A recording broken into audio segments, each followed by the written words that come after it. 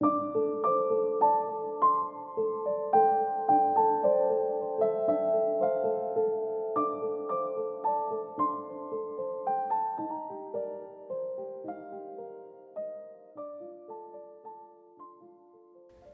is a voice inside my head. She tells me you're lazy and you're always sleeping in too late. She tells me you're not a good friend or a good daughter. She tells me that you're a fraud and you don't really know what you're talking about. I asked the voice inside my head, who let you speak to me this way? You, she said. Then I asked her, would you ever speak to anyone else this way? She said, no, not if you don't let me. Why do we let us talk to ourselves this way when we won't even do it to other people?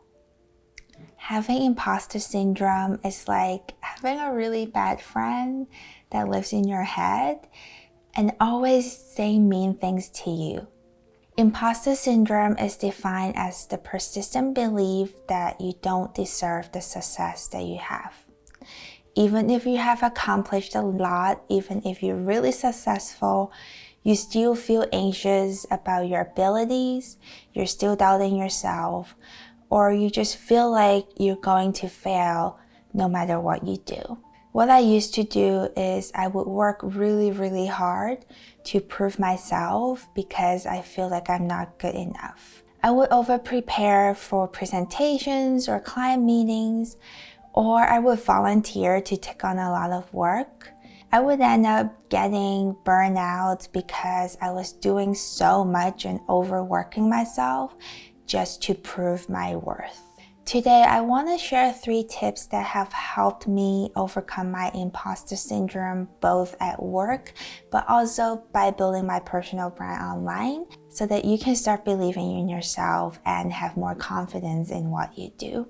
First, you want to teach something really small. If you're doubting yourself when you're building your personal brand online, this is the best way to overcome this specific type of imposter syndrome is by teaching only what you know. Niching down into something so small and so manageable that you know how to do even in your sleep. When I first started creating content online, I had a blog called Just an Intern, where I would share my career journey as an intern architect.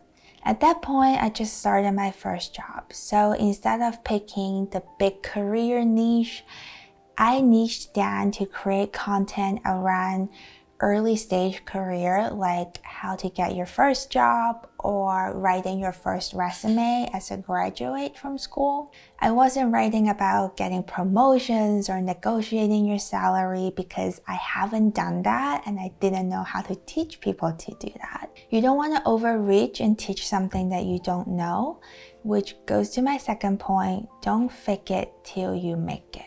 I feel like the saying fake it till you make it is what contributes to the imposter syndrome that we experience at work. Especially as a woman in corporate America, a lot of people would tell you that you should fake it till you make it. You have to act a certain way to get to where you want to be.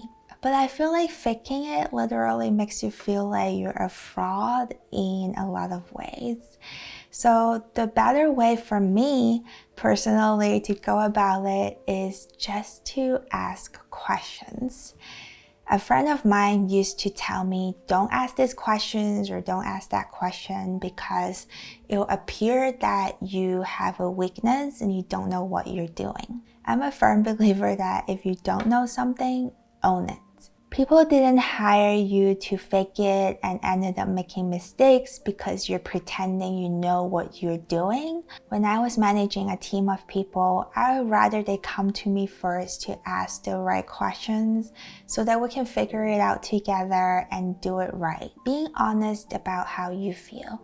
The day before I was giving a client presentation as the lead designer in a project, I was so scared and so nervous that I texted my design director And I said something like, I'm really nervous about tomorrow's presentation.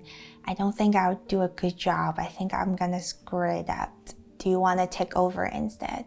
And that was probably 11 p.m. at night, but she immediately texted me back. And she told me that when she was young, she wouldn't even speak at any meeting, let alone doing a client presentations. She said she's proud of me and she's proud that I'm already doing so much as a young designer.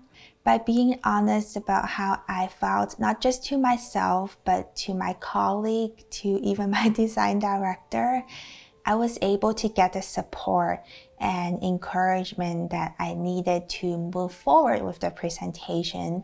So I did end up doing the presentation the next day and it went really well.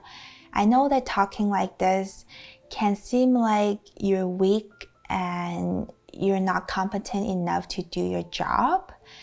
But remember that imposter syndrome is a feeling. It's not logical. It has nothing to do with your ability to do your job right.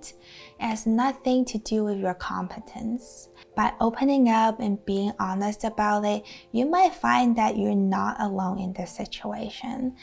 Actually, you're definitely not alone in imposter syndrome. Many people, even the most successful people out there, even your boss or your clients, they all have imposter syndrome. They all have self-doubts in their life. They'll give you the support that you need to know that you're not alone and that you don't have to suffer from imposter syndrome in silence. Now, all of these tips that I shared are easier said than done. I know that this is really a lifelong lesson. It's something that we have to deal with every day, probably in our entire life. I'm still learning to love myself unconditionally no matter what happens. Let me know in the comment below, what would you tell the voice inside your head today? I hope that these tips can help you overcome your imposter syndrome.